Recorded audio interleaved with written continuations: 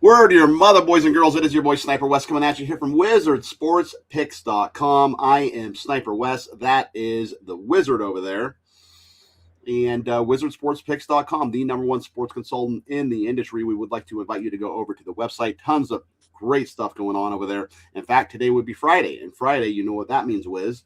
That means that you can go get yourself some plays, some selections from some of the brightest handicapping minds in all of the sports handicapping world for $4.99 actually, or $9.99 guaranteed. Meaning, if the play loses, then you get access to another play. So, but yeah, we do this every Friday. We do it for the people. We do it for the public, so you can test drive our handicappers and see that we all can make you some money. And going into the weekend, there's no better way to build your bankroll than to head over to the website and check it out. I would like to invite Sniper. I just you make mention that we have a new handicapper that has years of experience that just joined the website. Why don't you just talk briefly about him? Yeah, Nick Parsons. Nick Parsons, fantastic handicapper. He has been on a ton of different websites. I know him just from being in the business, and he is a sharp cookie, as they say. He does all sports. He does baseball, basketball, college football, NFL. You name it, he does it. He's been in the industry a very long time. In fact, it's kind of funny. Way back in the day, before I was even in this industry, I remember going on all these websites, and I saw Nick Parsons. I'm talking like 20, 25 years ago. So the guy has been around the block. He knows what he is talking about. And I could not be any happier that he's part of the team over here. And Wiz, thank you for allowing him to join in on all the fun. So, we'll probably get him on some of the shows, maybe Wizard Sports Lair as well, and maybe get him doing Beyond the Lines too, because we like to put out content every single day for the viewers. So, Nick Parsons, welcome, my man. Good to have you here. So, Wiz, we have a lot of college basketball going on. I know that is your specialty, other than the NFL and, of course, the ponies.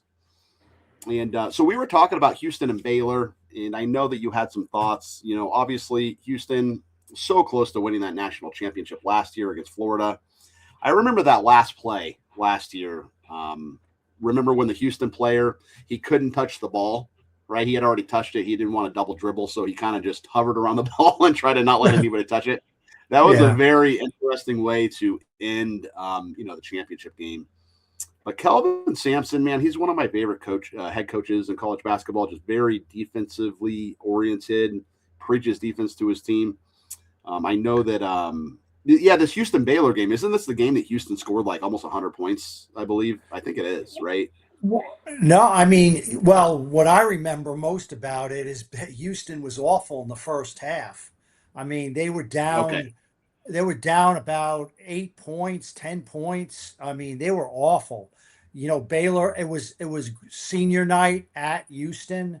They obviously, senior nights can work both ways. The players could be really hopped up and ready to go and focused, or they could just be nervous and just overthink, play tight. They all obviously want to go out with a bang. Houston did not play well in that first half, and they were really getting dominated. And, in the second half, their defense ramped up and they blew away Baylor in that second half. It was a tale of two halves. Again, their Achilles heel is their front court. They, if they don't get the ball inside or they don't rebound and they're forced to shoot outside shots, which sort of takes away the fluidity of their offense, they're in trouble. And, they had a much better front court last year. I don't see, and I have a futures on them, and I could basically rip up that ticket, in my opinion, because they just don't have the team, the balanced team they had last year. They'll win some games. They're capable, obviously, of that. But when push comes to shove, if they ever have a date with, Florida or Arizona or Duke, I just don't see it. And see, another game I watched was Kansas, and they're pathetic right now. I mean, they cannot shoot the ball, and they are just, I mean, they're ranked like 15th or 16th in the country. And man, the way they played the other night, I wouldn't rank them in the top 25, to be honest with you. Yeah. Yeah, they lost to Arizona. Then they lost to Arizona State. They did the Arizona Shuffle. They played both teams in the state of Arizona. Lost 84-61 to Arizona, 70-60 to ASU. That Houston game I was thinking of, they had scored 102 points for Colorado before the Baylor game. Yes, right. And you kind of knew that was going to happen because they wanted to bounce back after that Kansas loss. I mean, they had lost 3 games in a row, and I'm sure Kelvin Sampson tore them, and you know what, in the locker room after those 3 losses, and they responded by beating Colorado, scoring over 100 points. But that's Colorado. Colorado's not a fantastic team. Neither is Baylor. Baylor stinks. Baylor stinks, and they outplayed them. They really outplayed them in the first half, and they were exposed. Obviously, is not a very good team in the second half, but I don't know. It's their front court is a problem. Yeah. Well, speaking of some action tonight, so I know that you're a big Rick Pitino guy. You love Pitino. You have stories about Pitino, Wiz. And we got some St. John's and Seton Hall action tonight. Should be a really, really good game. Looking forward to this one. Did you check the line out? You probably did see the line for this one. This game I know the line because I was interested in the wager. Right. Gotcha. I do know. Obviously, I don't know the Saturday lines because they haven't, maybe they're dribbling in now and you can see them, but I know the line. It's the St. John's is 4.5 to 5 point favorites at Seton Hall. But I think this is a great game. It's not going to be that easy for St. John's because, Seton Hall has some major urgency. They need this game to have any chance to get or a big run in the Big East tournament because they're sitting right outside of Villanova.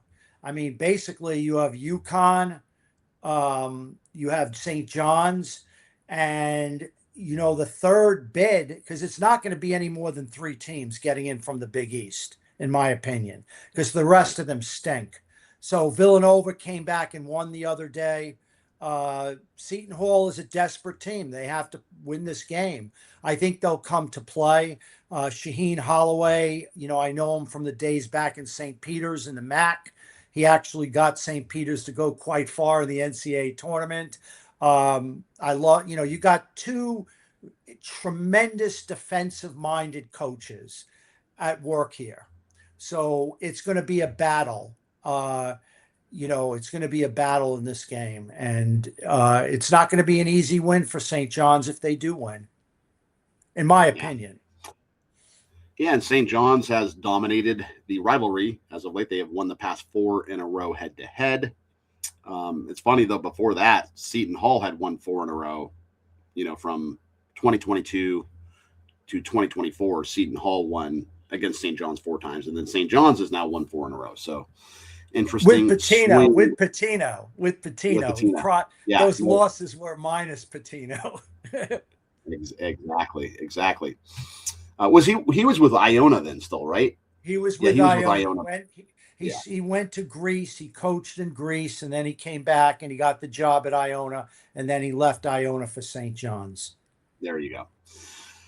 All right. Well, we got a lot of tournaments going on, Wiz, and we have a little tournament in the Midway, and I know you probably don't follow the Missouri Valley all that much, but I just kind of wanted to tell the viewers. I've done a couple of shows and mentioned this.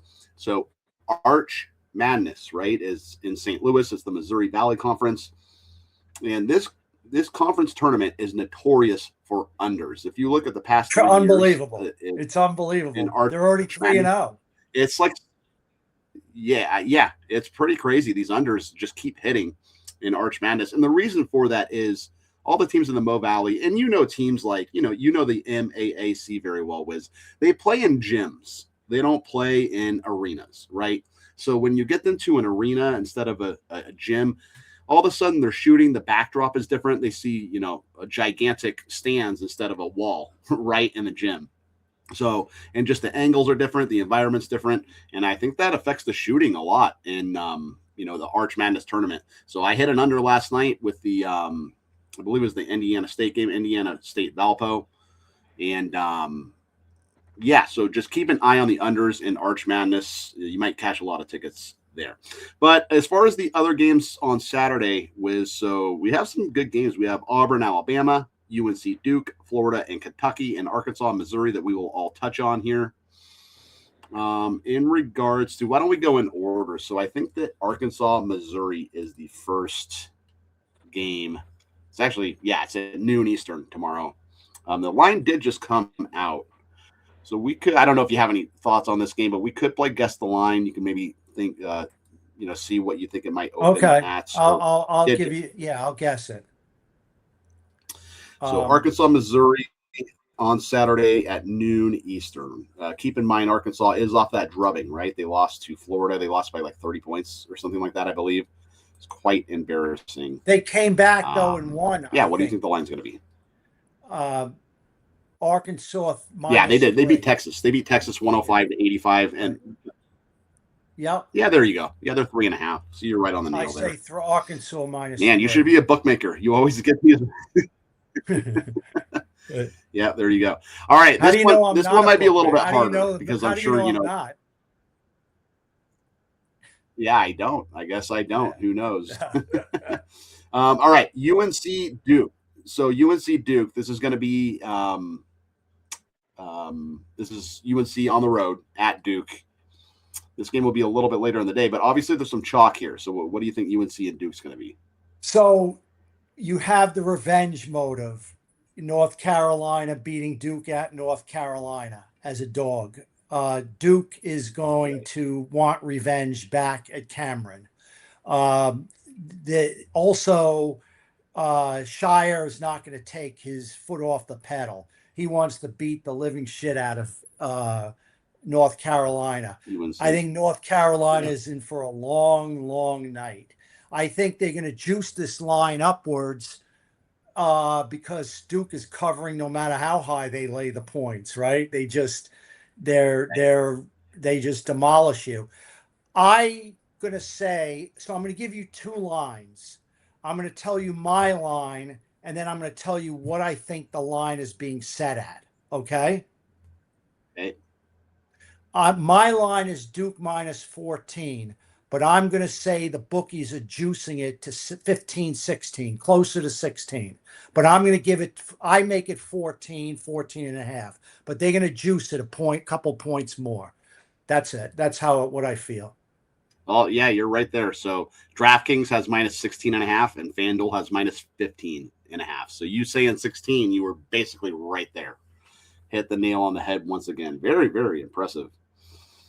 I think you're probably going to be getting some calls from Circa and BetMGM and South Point here soon saying, hey, we need to hire that guy. I need a job. I'll take it. All right. What else we got? So we got Florida, Kentucky. This is an interesting game here. Kentucky needs the win. They have not been playing very well. In fact, let me real quick before you guess this line. Well, no, let's actually guess the line first. And then I'm going to give out a play in this game. Well, Kentucky is not playing well. Florida just keeps killing everybody. Florida, in my Wizard rankings overall, I put them 4th, one slot below Arizona, and 1 slot ahead of UConn. I'm saying in this game, Florida 7. Yeah, FanDuel minus 6.5. Yeah, FanDuel minus 6.5, DraftKings minus 7.5. So, yeah, you're right there, Wiz. I don't know how you do it, but you do it. So, anyway, let me give you my selection in this game, and you can analyze my analysis. How about that? Okay. So, Florida is number 5 in the country. They go to Rupp Arena here. They're playing on the road. These 2 teams did play in February. The Gators won that game 92-83. That was a high-scoring affair, right? So, the Wildcats do have some revenge. Florida, they've just won 10 in a row, man. Not only that, but they're 8-2 against the number. So not only are they winning games, they're exceeding odds makers' expectations, right? Because they're 8-2 against the spread. They're making you money. It's not going to be a cakewalk here for Florida because Kentucky's going to be up. It's actually senior night. So, and I know Aberdeen and Owe, they're the only 2 seniors, on Kentucky. They don't have many seniors, but I mean, the Gators, they're defending champs, a very elite rebounding team. They scored a ton of points. And Kentucky is just so inconsistent, man. They're 5-5 in their last 10. You just don't know what Kentucky team's going to show up. I do think they show up, maybe for the first half, but I think Florida pulls away late. I'm laying the 7.5 with the Gators here in Kentucky tomorrow. That's going to be your complimentary. Actually, I'll give you a couple complimentary free plays, but this will be the first. Wiz, what do you think of my selection with Florida minus 7.5 against Kentucky? Look, I am not a big proponent of laying big points on the road. But I wouldn't take it. I wouldn't lay it. So if you have an opinion, fine. I don't have a strong opinion either way on that spread. There you go. All right, let's move on to Florida, Kentucky. Oh, we have actually, I do have one more selection. I told you this line though, so you know what it is. So it's between BYU and Texas Tech. I'll throw it out there for the viewers. So Texas Tech, they've won all 4 head-to-heads in the history of this program. The Red Raiders, they beat the BYU Cougars earlier this year. They beat them last year too. So BYU has some revenge. But the Red Raiders, they had that big victory over Iowa State, and then they had a letdown. What happened? They went to TCU. They lost 73-65. That was just a classic letdown spot, right? But BYU, man, they just got the bricks beat off them. They lost 90-68 to Cincinnati. That's just very embarrassing. So they need to win really badly. Dybansta and company, they need to bounce back. I think they will. I think their backs are against the wall, and it's kind of now or never for this team. So I am going to lay the 2.5 with BYU against Texas Tech, as, like I said, it's now or never for BYU. What do you think about that selection? Zero opinion. I don't like the way BYU has been playing. The injury to their key guy, their second main guy, a few games back has really come to fruition, to come to a head, them going a little bit south. I don't know what to expect from them, and I don't know what to expect from Texas Tech. I mean, it's a tough line for me. I don't have an opinion. All right. There you go. We'll do one more. We're going to play Guess That Line, and then I am going to give a free play. So Guess That Line, Auburn at Alabama, Wiz. Rivalry game, senior night, I suppose. I think Alabama 8. Yeah, 8.5. Okay. You did it again. You're right there. So basically, here's my play. So Bama is hosting Auburn. Bama did beat Auburn 96-92. That was at Auburn earlier this year. High scoring affair, right? So the Tigers have revenge, but I mean, Auburn, they actually just beat LSU. They beat them 88-74, but they're 3-7 though in their last 10. So they're actually not playing great basketball. Not only that, they're 1-9 against the number their last 10. So they're not covering spreads. They're not winning games. It kind of feels like they've thrown in the towel a little bit, to be honest with you. The Crimson Tide, they're 8-2 in their last 10. They did just they just lost to Georgia last time out. They lost 98-88. So bounce back mode for Bama. In Auburn, I don't know. I just don't know how motivated they're going to be. I get that it's a rivalry game, and they will get up for this game because it's a rivalry game, but it just feels like they fade down the stretch. I think it happens again. I'm laying the 8.5 with Alabama here at home against Auburn. I just think Alabama has a lot to play for. Auburn has nothing to play for. Auburn's 2-7 on the road, so they don't play well on the road as it is. And I think, as they say, roll tide. I think Bama rolls here. And I know you probably have no opinion. It's a rivalry game. I do. No, I do. Okay. All right. I do. I agree with you. I think Alabama blows them out. I don't like the way Auburn is playing. Senior night, I think Alabama's style of play is just too quick. I just don't see an upset here or even covering that. I'd lay the points too. Yeah. What do you think of Stephen Pearl, Bruce Pearl's son, taking over? Obviously, daddy hands the reins down to the son. His first year, not all that great. You think he'll be a good head coach eventually? Look, I wasn't a huge Bruce Pearl fan, even though he's had a lot of success. It reminds me a little bit, but to a different degree, Rick Pitino against his son, Richard Pitino. Richard Pitino is a good coach, but he really hasn't done great, and he's coming Right. from even a better coach, Rick Pitino. I mean, Bruce Pearl, Yeah. doesn't even come close to Pitino, in my opinion. Bruce Yeah. Pearl was a great recruiter, a good gift to gab, just so the apple doesn't fall far from the tree, but I don't think this kid is nearly as good a recruiter.